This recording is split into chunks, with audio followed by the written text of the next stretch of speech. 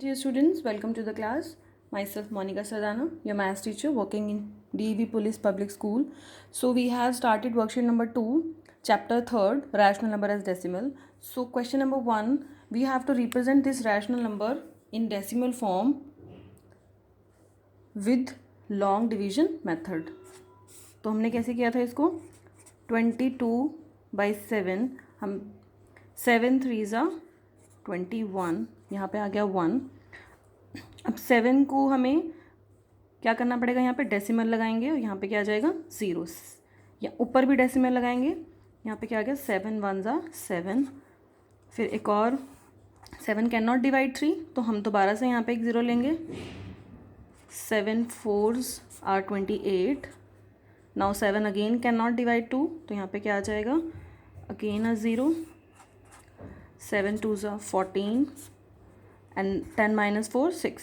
फिर से एक और 0 लगाएंगे, यहाँ पे क्या आ जाएगा 60. 7 8s are 56. देन 10 - 6 4. अब दोबारा से एक 0 लेंगे. 7 5s are 35. 7 can not divide 5 also, तो एक और 0 लेंगे. 7 7s are 49. अभी देखो 10 - 9 क्या आ गया 1. एक चीज़ नोटिस करो, जो ये रिमाइंडर यहाँ 1 आया था, ये सेम यहाँ पे क्या हो गया रिपीट हो रहा है. देखो उसके बाद 3 2 6 और ये 4. अब हमें ये चेक करना है कि 1 के बाद दोबारा से क्या 4 आ रहा है, रिमाइंडर 3 आ रहा है. अब देखो एक और 0 लेंगे, क्या आ गया again 1. 7 1s are 7 and then यहाँ पे क्या आ गया 3.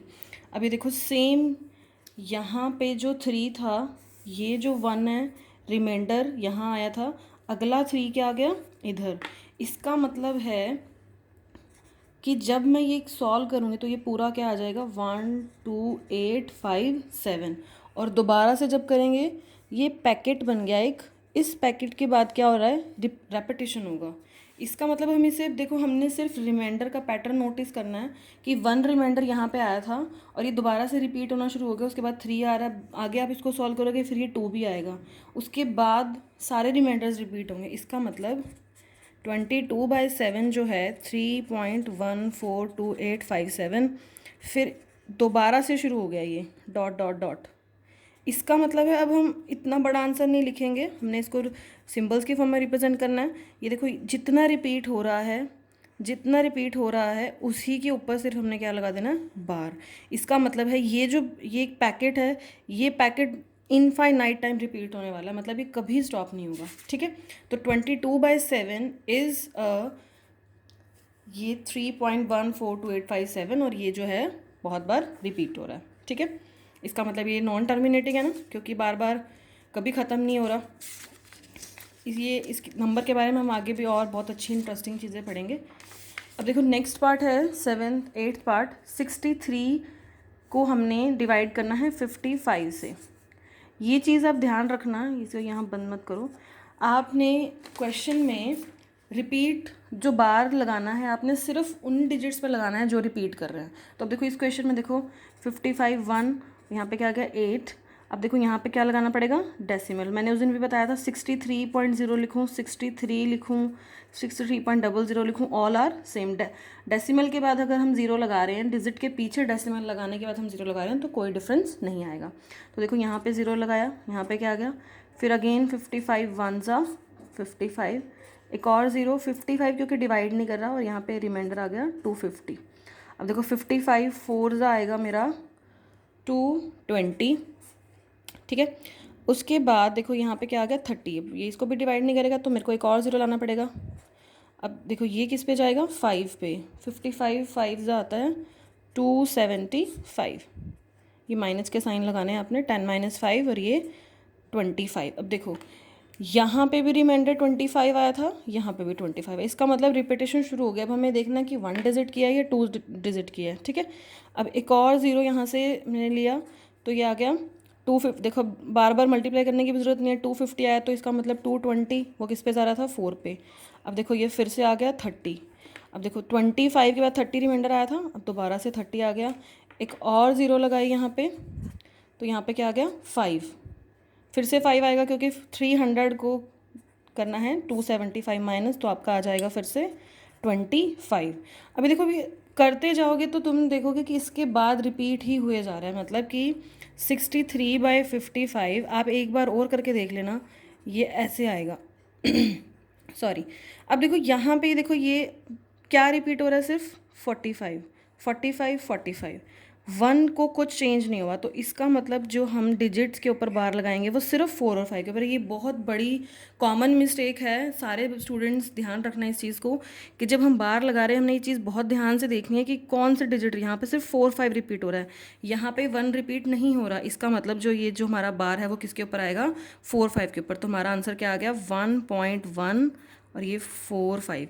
ये आपने ज़रा सा भी एक्सटेंड कर दिया 1 के ऊपर, आपका आंसर बिल्कुल गलत हो जाएगा। तो please keep this thing in mind, the digits which are repeating you have to put a bar on that only. Okay, अब नेक्स्ट आप एक बहुत अच्छा सा कॉन्सेप्ट देख रहे हैं। अब जैसे हमने इस लास्ट क्वेश्चन में एक्चुअल डिवीजन करके देखा, हमने डिवाइड किया, फिर बताया टर्मिनेटिंग है या नॉन टर्मिनेटिंग है। अब हम बिना एक्चुअल डिवीजन के कैसे कर सकते हैं, इसका भी हमारे पास एक कॉन्सेप्ट है। वो क्या है, आपने क्या करना है, डिनोमिनेटर के प्राइम फैक्टर्स देखने हैं। सारे ही सारे 2 हैं, मतलब जैसे मान लो ये 8 है, 1/8, तो इसमें क्या है 2 × 2 × 2। अब ये 5, सारे प्राइम फैक्टर्स 5 हैं, जैसे 5 × 5 × 5, या फिर प्रोडक्ट ऑफ 2 और 5, जैसे ये क्या होता है 10 का प्राइम फैक्टर क्या होता है 2 × 5, और ये क्या होता है 25/4, मतलब 25 × 4।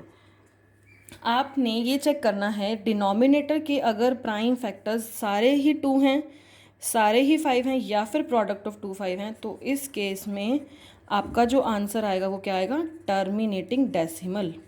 ठीक है, मतलब हम बिना डिवीजन के चेक कर सकते हैं कि आपने डिनोमिनेटर के प्राइम फैक्टर्स चेक किए और देख लिया कि सारे 2 हैं, सारे ही 5 हैं, या प्रोडक्ट ऑफ 2 5 है, तो उस केस में हमारा जो बिना डिवाइड किए हम बता सकते हैं कि ये टर्मिनेटिंग आएगा या नॉन टर्मिनेटिंग। अब देखो, पुराने वाले पार्ट में हमने जैसे ये किया था 55 के प्राइम फैक्टर्स क्या होंगे, 11 × 5।